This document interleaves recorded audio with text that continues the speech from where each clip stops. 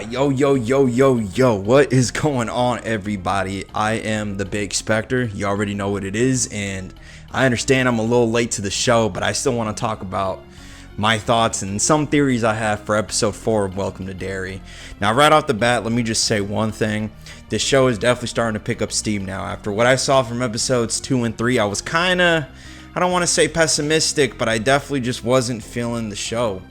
And, you know, I'm a big fan of it.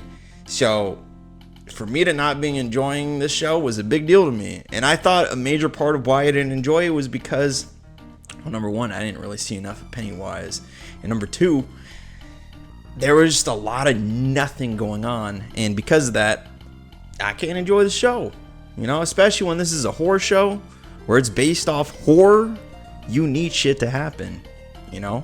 But after watching episode 4 and all the gnarly shit that goes down in that episode, let me say I'm back. I'm back. And this show is back. It got me right on my heels, and I am excited to talk about this. So let's get right into it. So just to give a brief summary on this episode. So we finally get Penny's origin. Yeah, through a psychic interrogation where Dick Halloran goes inside this guy, Daniel, who is the son of... the one lady from episode 3 that is with fucking shit. Yeah, see, this is why during the Bake TV show sessions, I remember things, but I don't remember everything. Now let me say that again. Okay, so Dick Halloran has an encounter with Daniel where they're sitting in an interrogation room, and he's not willing to tell him where the specific item that they're looking for is located. They're not willing to show him. And so he's like, you don't want to fuck with me? I will fuck with you. You don't tell me. And he's kind of like, Daniel's kind of thinking like, you ain't going to do nothing to me. Try me. And so knowing Dick Halloran, he uses his power of The Shining. Whole reference right there. And there's a whole bunch of other references that happen in the show. But he's able to access the memories of the Shokopiwa tribe member, Daniel, as I mentioned.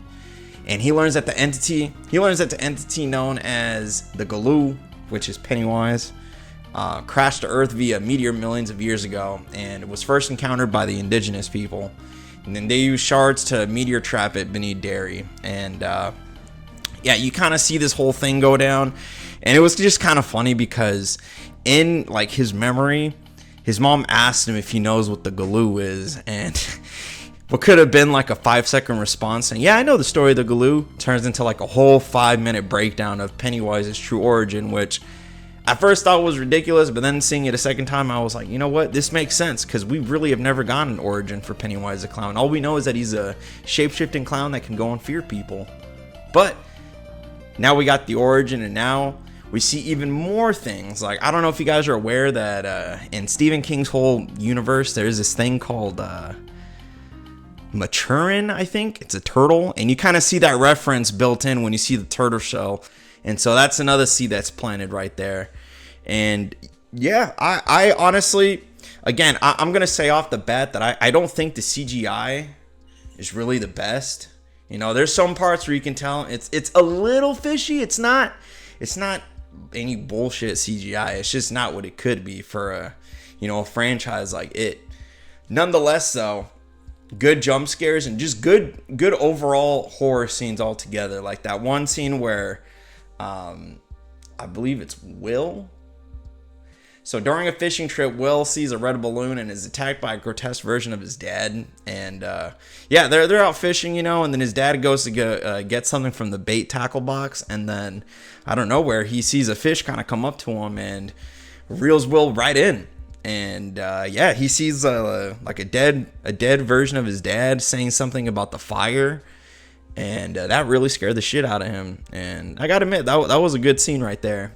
That leads me to my next point. I actually really enjoy the acting of these kids. At first, it was kind of hard to kind of like them at first, but then as the episode went by, I'm like thinking, okay, like this is legit. Like I like the way they interact with one another, and the acting's not cheesy. That's what I really like the most. It's not cheesy, and you know how kids are with these new movies that come out these days. They try and make these kids fucking smartasses that talk back. A great example is Ant-Man's daughter and Ant-Man Quantumania, that girl's a fucking piece of shit. Dad tries to be nicer and save her, and she keeps acting like a fucking smartass. I don't like that shit. But in this show, kind of changed the whole scenario. All these kids are likable, they're honest kids, and no one's really trying to be a smartass here. Everyone's pretty honest. So I like that. I really do like that. And I like the chemistry that these kids bring, you know, being in a team. So one scene that really got me by surprise, and you kind of saw that you saw a foreshadowing, because there's like a scene that shows like a snail, and they're in class talking about what happens to snails and how animals will pick the eyes out of snails. And then later in the scene, I don't even know, I'm forgetting these characters' name. God damn it. I promise you I did watch the show. I'm not a fucking person that didn't watch it. I did watch it. But that scene where the girl that's best friends with the other girl that's friends with bullies, they all set up a prank to make it seem like one of the popular guys has a crush on her. And she gets all excited, you know, typical stuff. And she goes to the bathroom to go freshen up, to go talk to the kid because she's nervous. And her best friend follows along with her, kind of because she's 50-50 on whether she wants to go through with the prank or if she really wants to tell her friend the truth. And you see this scene where her best friend, she's in the toilet, and then the other girl who is going to prank her wants to tell her the truth, but she doesn't know how to. And then she starts seeing that her eyes start kind of poking out like a snail, and it looks really creepy again. You know, the CGI does play an effect into it, but again, it's not enough to really make me feel like, like this shit sucks. It was pretty well executed, and yeah, that girl goes ballistic. She ends up seeing that she's tripping out, and literally jabs herself with the tool in the eye, and then goes to like this saw cutter and saws her eyes off.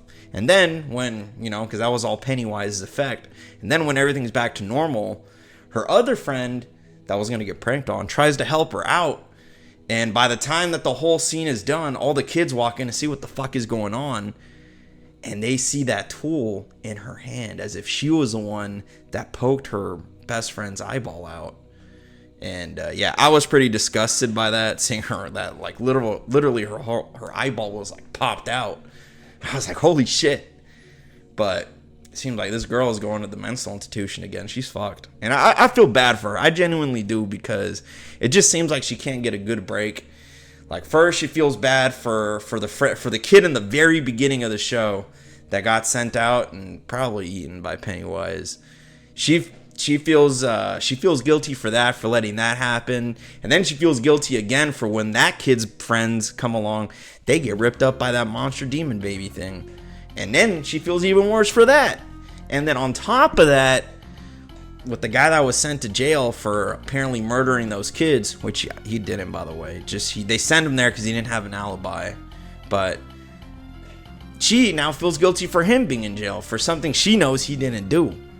And boy, let me tell you, that guy is in some fuck shit, because we eventually find out where he was when that whole shit was going down with the kids getting eaten up in the theater. And yeah, he was fucking with a married white woman. And you know, it's what I appreciate about this show is that it's not too on the nose about the whole, you know, racial aspect of how times were back then. I assume that that's how it was back then. It's not nothing, you know, out of the box. I will say the one scene that kind of did make me giggle a little bit was when Hamlin's wife was saying, you know, with one call, I can bring this whole fucking thing down. And yeah, because of that, she's able to talk to the guy that's being falsely accused of murder. But you know, thought it was a little on the nose, but nothing to really throw me off. I mean, it's all historical context, right? We start seeing the tension build up. I think by explaining Penny's origin, there wasn't a lot of mystery in this show. It was more of an origin story. And now that we see Pennywise's origin, I think that this is going to allow for more seeds of different books of Stephen King in different worlds to kind of come together. A great example was in that one cutscene with the origin of Pennywise, how they start building like this fortress with the shards around the forest. that kind of points to the beam in the, I think it's the Two Towers, I think it's called. Correct me in the comments if I'm mistaken, but I think that's what the deal is. But to sum it all up, I am liking what I'm seeing. I think there's a lot of good with this show that's being done. Andy Muschietti is onto something. And I know we all want to remember Andy Muschietti as the guy that fucked up that god-awful Flash movie, which I was so excited for, but got my heart shattered when I saw it. He's coming together with this one. And I mean, I kind of saw that. He's a horror guy, so I know he knows what he's doing. So props to Muschietti. I'm liking what I'm seeing, though. This show's definitely picking up steam.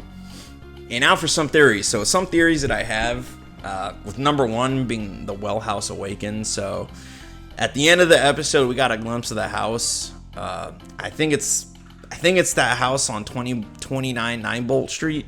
And I'm expecting that to become a central haunt.